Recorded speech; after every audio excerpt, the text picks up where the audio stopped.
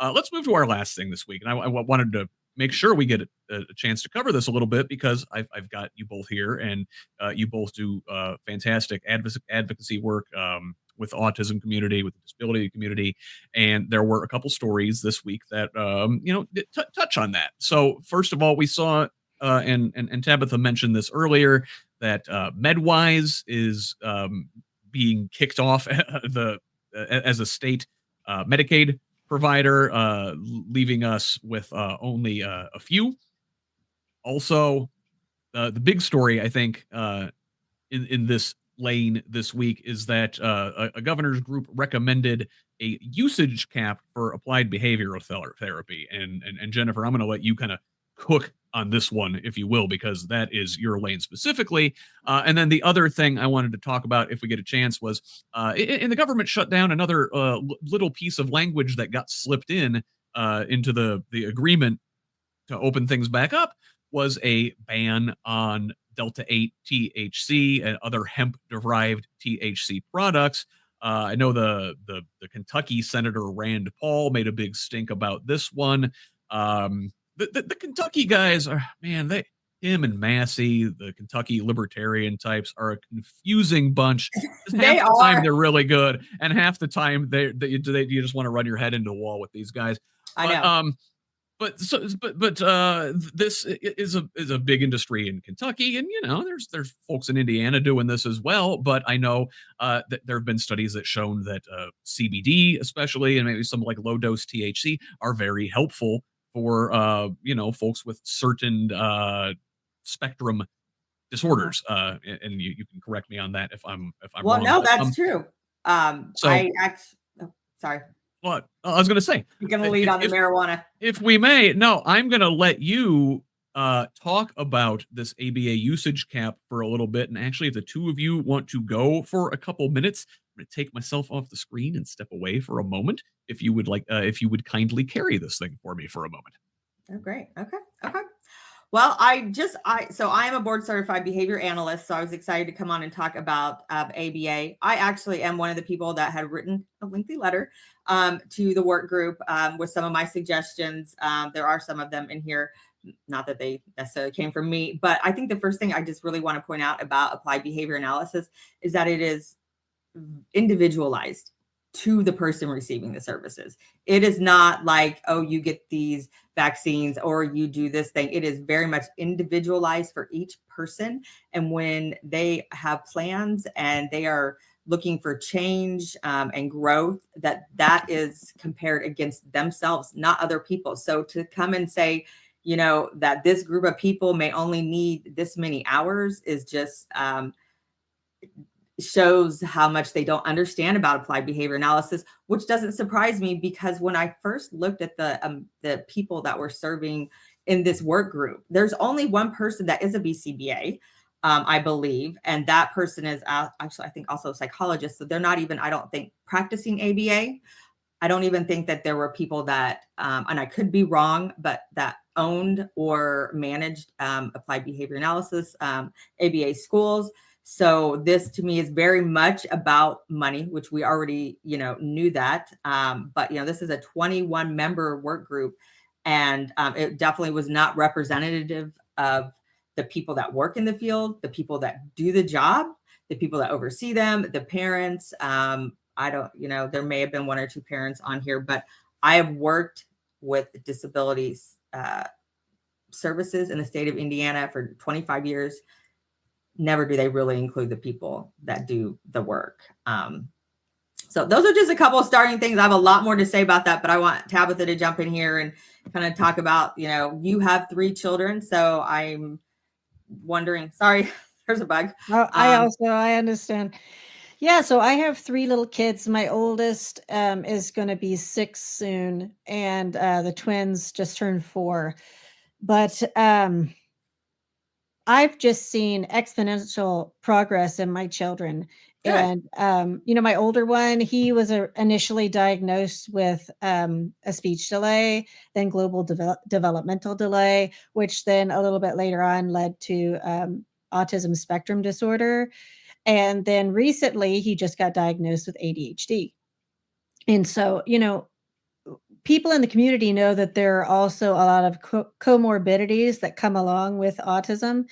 And, the only people that really know and understand what is going on with autism or anything that touches neurodiversity should have been on that panel. And I think that's a big problem that we have in this state and Mhm. in this country as well. You have a lot of people that sit on these boards or are part of these committees that aren't actually living that life. And whether it is a parent or a BCBA or an RBT, an adult that has autism spectrum disorder, I think that was a mistake. That's about the nicest way I can put that, because how can you speak on something that you're not living or you're not experiencing and then dictate to a group of people what they should be experiencing? Now, like you said, Jennifer, we know this is all about money. There are a lot of different ways that they could go after these companies that took some of this money, and maybe didn't allocate it appropriately. And I know they have put, a little bit of a guardrail on that now, but maybe find some ways that you can go back and find some of these organizations that were taking extra money that they shouldn't have, that are now limiting access to these services for these children that need it now. Well, this is classic for Indiana. They start a new program, and they don't know they don't have a handle on it in the first place. And so, they're trying to add more layers now. They're going to make things worse. So now they want a whole nother department at FSSA about to oversee the behavior services. But one thing we haven't really talked about is that to become a board certified behavior analyst, it is very stringent. It is, you have to have a master's degree, and then you have to take a test, which most people fail the first time. I failed the first time. It's very common for multiple test takers. There's also 2,000 hours worth of supervised practice that you have to have. And it's overseen also by a board that's in Colorado. And so they have a very high ethics code. I feel like, as somebody who's worked in the field, like there is really a lot built in there. But there's also, what has happened is there's just so many companies that have come from out of state Yeah. that have just flooded. Now, I had decided that my company, I own a Medicaid waiver company. We primarily just work with the Medicaid waivers, but we have the need for ABA in my community. So earlier this year, I announced that we were going to start that process. And then, all of these things happened. So I've kind of been waiting to see how this is going to fall out before I decide to add that service. And now they're talking about having a moratorium. So that means for a certain period of time, they're not going to allow any new companies. They're talking about specific areas right now. I'm assuming they might be talking about the Indianapolis area. I've also heard like Fort Wayne, because we need providers really actually all over the state. I think there's only about 300 providers, which sounds like a lot, but it's not, because we have such a huge need for this service. Yeah, and I'm looking at the article right now because we've got 8,000 Hoosier kids relying on ABA therapy. And most of them are not getting it.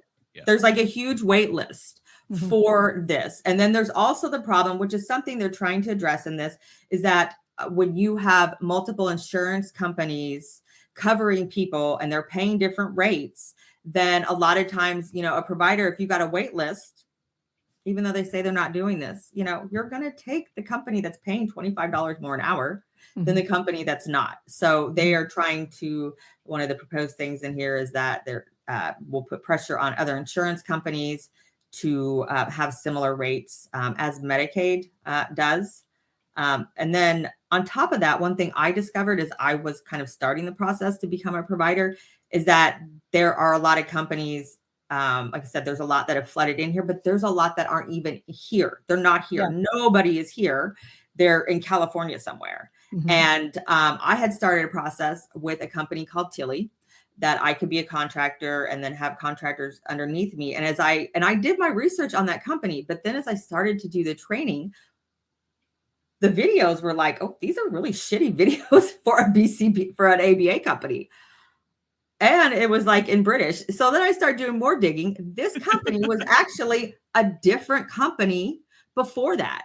So I used that name. I did research on it, found what a shitty company they were, and they have now changed their name again.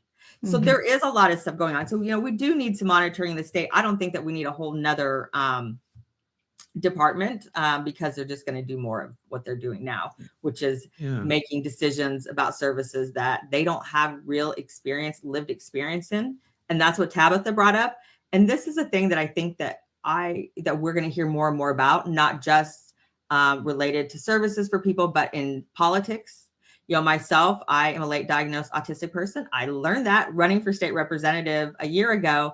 And a lot of stuff with ABA really clicked to me even more. I practice it, but to really understand it in your head, learning that I was autistic just made such a big change. But the thing that I also want to bring up here is lived experience is really big, but I see much a rise of that alongside progressive Democrats, right? Because a lot of us are really standing up and telling our stories about the lives that we've lived or our family members that we've lived. And this is just another stage and another group of people that I think is going to continue to be a lot stronger. So I'm sorry, I got off track. I always do. Well, I was just also going to mention that I did not like when Governor Braun brought RFK here and all the wave of sort of the anti-autism stuff that started to happen. And so then I kicked into kind of hyperdrive with, I always say I graduated from advocacy to activism. And I think most people do at some point. I also am a late diagnosed, high masking autistic female. Right. So I've spent the majority of my life navigating people, and it's exhausting. And then to watch my children through this whole process, my kids weren't speaking. And these RBTs and BCBAs that work with them, they really care, and they've become their family and their friends. And, just there's so much negative talk out there right now about autism. I think it's because we're the canaries in the coal mine. Oh, hell yeah. They don't want us to know our power at all. Yeah.